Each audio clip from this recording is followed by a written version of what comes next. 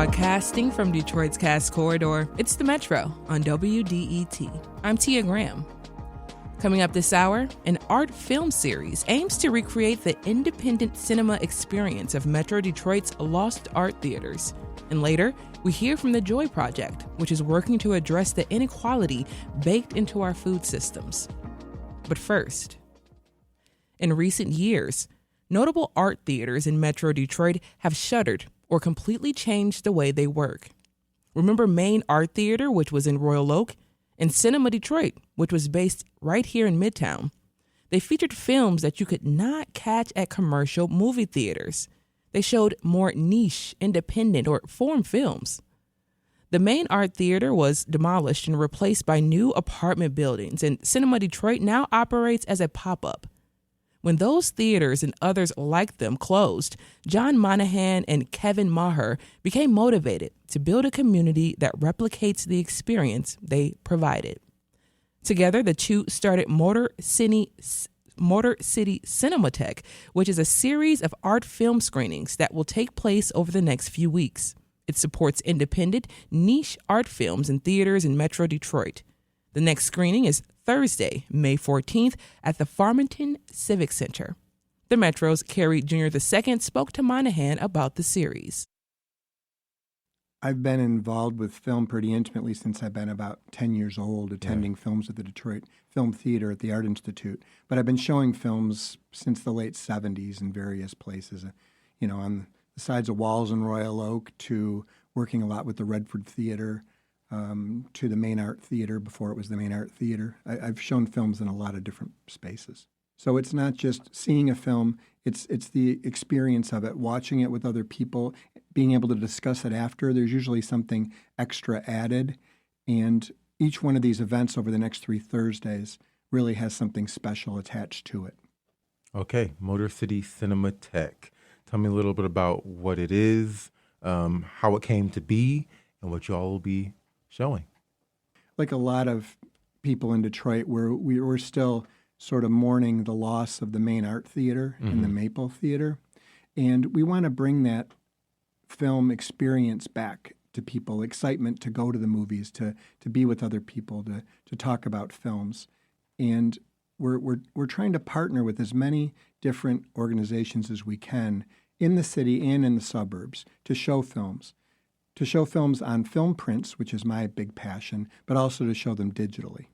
When we lost the Main Art Theater, we lost a place that you knew when you were going to the Main that you were going to see something special. You were going to see something that was out of the mainstream. Those kind of films, those small independent type movies and classic films, which they'd show, especially at midnights on the weekends, you can see them in other theaters. A lot of theaters have kind of picked up the slack, but you got to really search for them. Sometimes it's at an odd time and an odd day. It's just really scattered right now to see really interesting films. So one of the goals of our organization is to highlight those kind of theaters that are playing that kind of programming. And that's why we have partnered, especially with the Farmington Civic Theater, which is really trying to show some mainstream stuff as well as some offbeat sort of art house type stuff. It also sounds like these films really brought people together. You would go there, you'd see people you know. Maybe you'd go out after, you'd hang out in the lobby, talk after the film. It was a real hub for the art film experience. The Maple Theater, too, as well as, of course, as always, the Detroit Film Theater downtown. All right, Cinematheque. What exactly does that mean?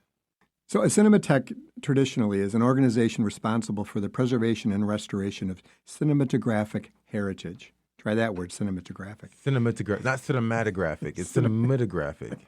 I think that's how you say it. Okay, and so what does that mean for you? What does that mean for the mission of this organization? Oh, it means, when we talk about preserving film history, one thing, I'm in possession of a whole lot of film prints, 16 millimeter and 35 millimeter film prints, a lot of which have played at the Redford Theater over the years and will be playing again soon. But there's also the heritage, the tradition of attending films. And again, attending films with other people. And again, the whole experience of hanging out after and talking about what you've seen. So Motor City Cinematheque, it's a series of film screenings you all are putting on. It started last week and is continuing through this week and into the summer. Tell me about the event that's coming up this week. It's called Secret Cinematheque. The fun thing about Secret Cinematheque is that you don't know the movie until the credits start to roll.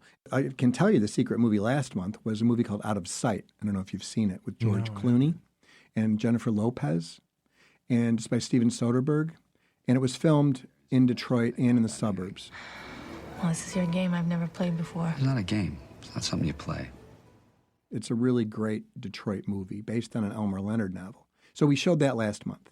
Now, I can't tell you what we're going to show Thursday on the 14th. I'm hosting that one, and I tend to like to show the older stuff. So my film is from the 1930s. Okay. Yes. Nice. And you might think, why am I going to go pay to see a movie? What if I've already seen it? What if I don't like it? Yeah, that's kind of the risk you're taking. That's kind of what makes it fun. And you kind of know, because if you know us, if you know me or you know Kevin, you kind of know what you're getting a little bit. I've done these before.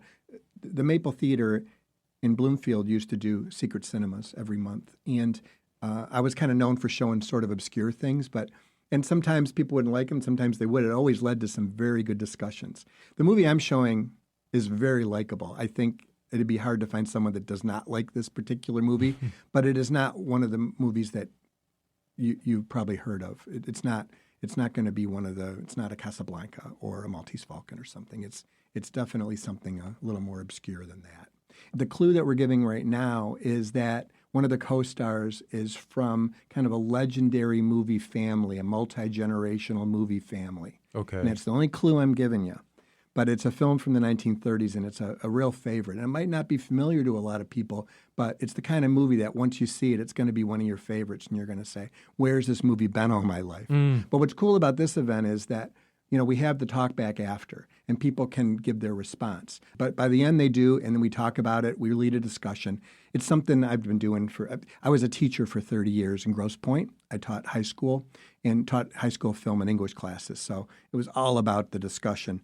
And again, to me, that's the most exciting part, and sharing these films and getting feedback. Is it the Coppola family? I'm not. I told you I wasn't going to give you any more clues. Okay, great. Remember, this is from the 30s, but it could be.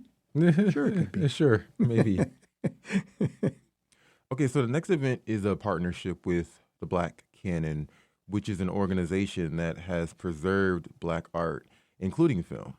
Black Canon is a collection of material related to Black history that was compiled by James Wheeler, who passed away, must be 4 or 5 years ago now. And his kids, Ali and Alima Wheeler, were smart enough to take all of that material from various basements and houses and storage sheds and storage units and put it in one big warehouse. I compare it kind of to that last scene of Raiders of the Lost Ark. There's that much stuff. Wow. And my job was to go through all the film prints. He's got 16 millimeter and 35 millimeter film prints that I had to cull from about maybe 3,000 reels down to maybe the 300 reels that involve Black material. And this is Black representation on film, whether it was somebody behind the camera or whether it was somebody represented on film. And what we're doing is showing some of the highlights of things that I've unearthed fairly recently. And the name of this one is called Moving Images, Living History. And we've done these before. We've called it before Treasures from the Black Canon. And I'm really excited about some of the stuff that I've unearthed this time, because one of them is something called James Baldwin's Harlem. And James Baldwin walking through neighborhoods he grew up in, giving a walking narrative, and then a whole lot of interesting footage related to what he's talking about. He talks about his upbringing, his father. It's really intense and really beautiful. We're going to show part of that. We're going to be showing part of a documentary called The Making of Do the Right Thing, which shows Spike Lee behind the camera. But, I think I'm most excited about showing some of the home movies that I've discovered, because these are home movies of just people living their lives in the Black community in the 40s and the 50s. A little bit of it's in black and white, a little bit of it's in color. In Detroit? In Detroit. Wow. And what's really cool about this is it's so rare. I mean, people just not have the means to be, especially in 16 millimeter film. A lot of people are messing around with 8 millimeter, especially in the 50s and 60s. But this is, pretty thick film, and it would have been very expensive to shoot in that format back then. So to capture just people at birthday parties and just hanging out in front porches and riding roller skates down the street. It's really great. Now, exactly where this is located, I'm not sure, and I'm hoping that somebody in the audience might be able to identify, what street we're on even. And that's what's fun about these events too. Again, it's all very interactive. You're listening to The Metro on 101.9 WDET. I'm Kerry Jr. II. My guest is John Monahan. He's a co-founder of the Motor City Cinematheque, which is a series of art film screenings throughout the city of Detroit. Their next screening is Thursday, May 14th. It's called The Secret Cinematheque. And we're talking about that event and all the other events they have lining up throughout the rest of this summer. Okay, John, I want to change direction and talk a little bit about the event you had last week because it sheds a little bit of light on the kinds of viewing experiences you all are creating with your events. It was called the Cinematheque Experimentale. You showed sound films, silent films, and you showed a film titled Neighbors by the Canadian filmmaker Norman McLaren. Can you tell me a little bit about the event and about that film? So he actually created his own soundtracks. The way that film records sound is it's got a little strip on the side next to the image. And what he did was he made his own little marks that when the sound reader went past it, it made these little bloop, bloop, bloop, bloop, bloop, bloop, bloop sounds.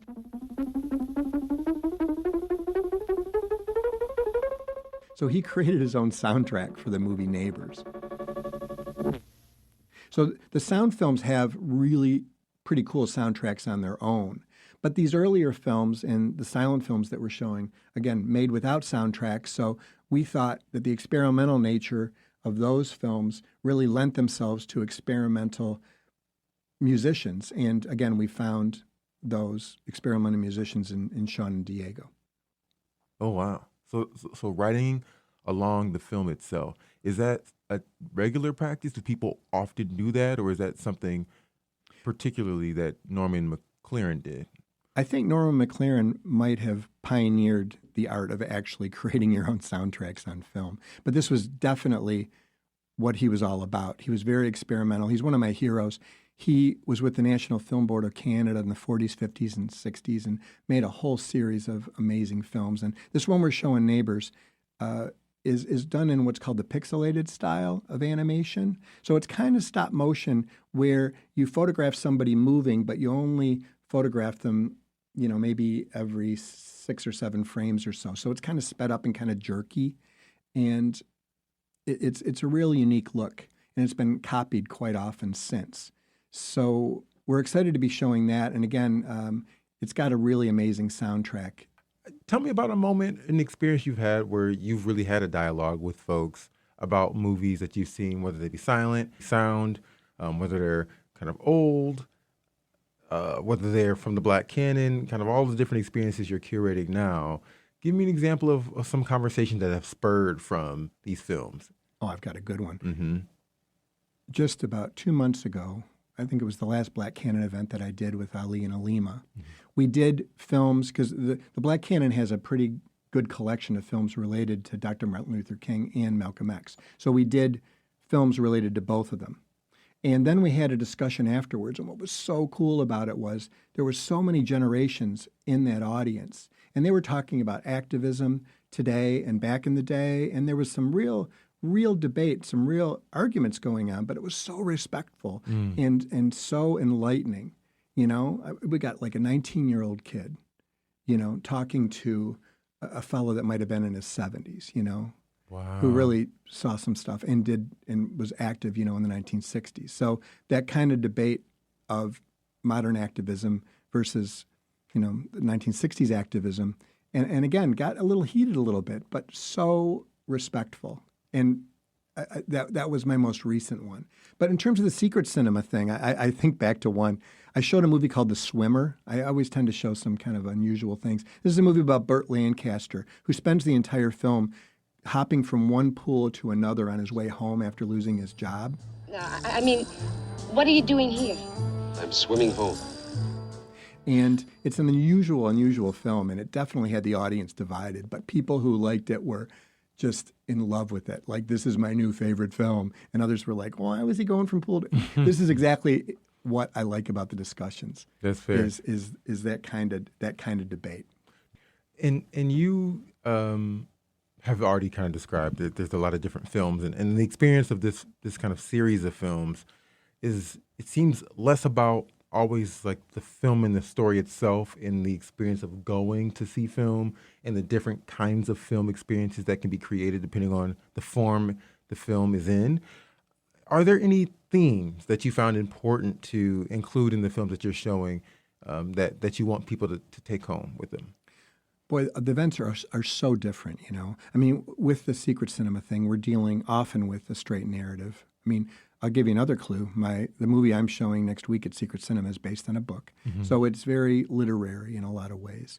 But it still moves, and it's a really good director, too. So, but, you know, the stuff that we've been showing with the Black Canon so far has been short material. Mm-hmm. But we're going to start showing feature films. Why do you find that those are films that need to be shown? Because, boy, they're you know, we call this thing moving images living history. I mean, it really is living history. You can see what it was like to be living, I mean, through, you know, a television sitcom or drama type lens, but still you learn a whole lot from watching an old episode of Julia, just the way people thought, you know, in the late 60s, early 70s, or, you know, the way high schools ran in Room 222 and the way, you know, kids acted. That was a pretty progressive show for its time. And where can people go to find all the details and also follow for updates on more of the Motor City Cinematheque events? So anything under the umbrella of Motor City Cinematheque, you're going to be able to find information at our website, which is motorcitycinematheque.org. And Cinematheque's a little tricky spelling. It's cinema, Theque. It's a pretentious French. And you can find information there about all the upcoming events. And we've got stuff planned, you know, into the summer and fall. John Monahan is a co-founder of Motor City Cinematheque. The Secret Cinematheque screening is Thursday, May 14th at the Farmington Civic Center. We will include a note to the organization's event page on our website.